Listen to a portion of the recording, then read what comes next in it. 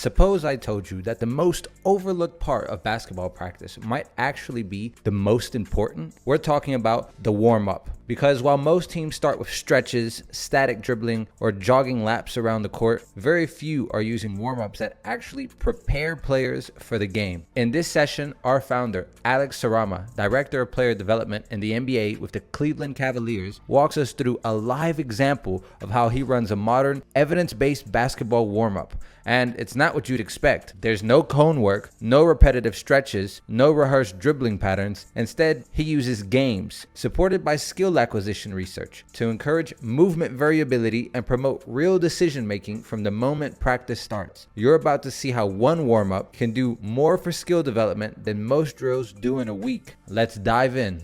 Even if you're not active and you're not playing today, I'd like you to just be standing and moving around so we're not sitting, just so you feel more active. So let's all come on out here. If you're playing, guys, just come out and I can use you to demonstrate. All right. Great. So what do you guys mostly do for your warm-up? What do we do normally for our warm-ups? What are the traditional things in the basketball world? Warm-ups. What do we do? Jogging. What else? Oh, I love that you said games. That's awesome. Some static dribbling, some stretching. So my idea is to show you how the warm-up is one of the most important parts of modern basketball.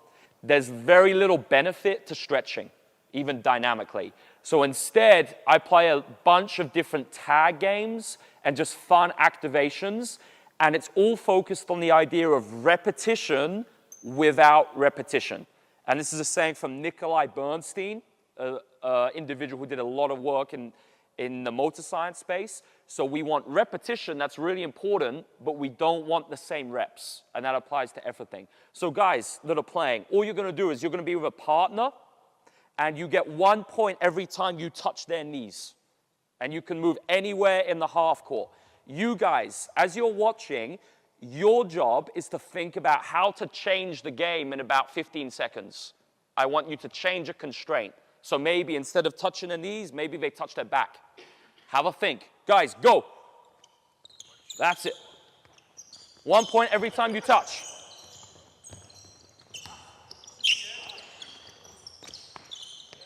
Okay, stop. Excellent. So I'm going to go very fast. There's no need. Once you guys see it, it's done. I'm not going to stay on it long. I'm just going to give you as much as possible. How could we change this? How could we change it? What could we do? What could we do to manipulate the constraints? Dribble, fantastic example. So instead of doing static dribbling, which has no transfer to the game, doing two-ball dribbling, static, now we can get a dribble in. And what we're doing is there's some basic perception-action coupling because they're having to make decisions while dribbling at the same time. So guys, it's the same thing now, the same game, dribbling. Play against a different partner. Play against someone different. Go. Quick, quick, quick. Let's go. Think about a different constraint, coaches. And I'm going to pick people randomly so everyone's got to have an idea. Think about a different constraint. Here we go. Quick, play.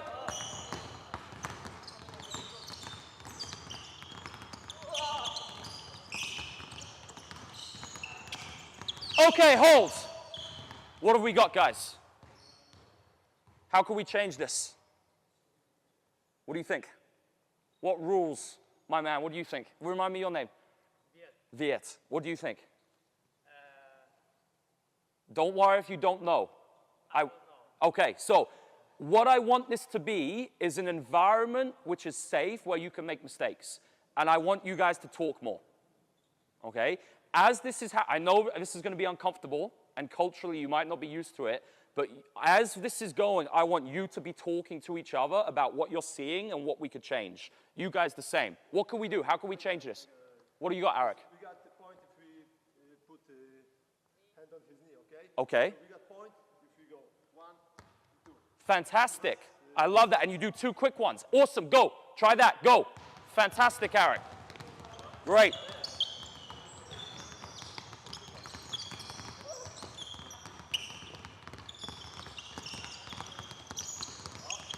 Okay, hold. Excellent. So, guys, what are you noticing as they're doing this? What have you noticed with the environment in the gym? What are they doing that we don't see in a traditional warm-up? What do you think, man? What are they doing? You're having fun. They're smiling, okay? How much fun do players have when you say, go jog, do 10 laps? Also, we've got to look at how are they moving? How are you guys moving? You're doing movements which you're going to do in the game. So it's the best warm-up because we're exposing them to the solutions that they're actually going to experience in basketball, right? Now, I'm going to go through some different constraint ideas for this. You guys will be able to make notes later on the video camera because obviously to get all this, you're going to need to watch it back. You could dribble only with the left hand. That could be an example of a constraint. We could change the space. So for instance, guys, let's say, Arik, you and your partner, you can only play in this circle. What do you think that will do by changing the space? What will that do? Kasha? Absolutely, because they're closer together. Exactly. What else does it do? It makes it more challenging. It's harder. More pressure. Exactly. Exactly. So what we're doing is, this is a completely different way to coach, because instead of me teaching them how to dribble, instead what we're doing is we're creating an environment where they can learn. It's very different. So instead of me teaching techniques, telling them how to move, you guys, they're problem solving, they're doing it for themselves with the right constraints. But as we can see, we need the constraints to be good, because if the constraints aren't effective, they don't learn, right? So if we just play tag for 5 minutes, it's useless. If we just said dribble, touch their knees, it's useless because it's not specific enough. But if we can change it and make it really specific, that's the difference. So guys, what we're going to do now is you're going to be in threes. All right, I'm with you guys. I'm the shield. Arik, my job is to protect you, and we have to try and tag him, but the shield can protect, however, okay? And you're dribbling, both dribbling. Groups of 3, guys, go. So now, all we've done, go, go, go. We've changed the constraints. So it's 3, shield, tag. Yep. Guys, you can go 4. 2 taggers, yeah, going 4, going 4. Awesome, great. Without is good, my man. Yes, excellent, done, done. Just a tag, yep. Beautiful. Okay, hold. Stop, great. How can we change this, guys? How can we manipulate constraints? What else could we do to shield tag? Make this more specific. Yes. Absolutely, keep changing. Keep changing groups, keep changing the roles. Why? Well, playing against a really big player is different to playing against a small player, a quick player against a slow player.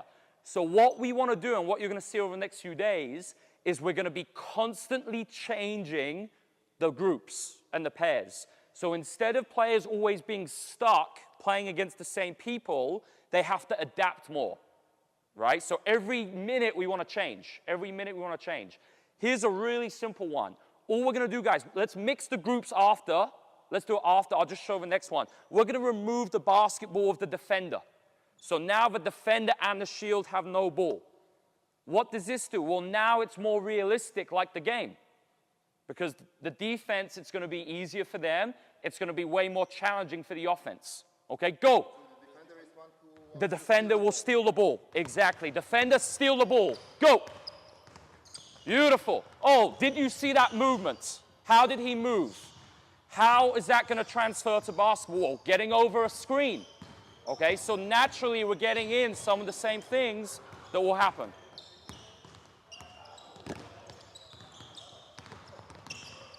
Okay, hold. Now, guys, it's the same thing. We're going to start at the basket, okay? And the offense will have the ball. The shield will be here. And we got the defender here. Now, 5 seconds, the offense has to stay alive against the defense for 5 seconds. After 5 seconds, the offensive player can score.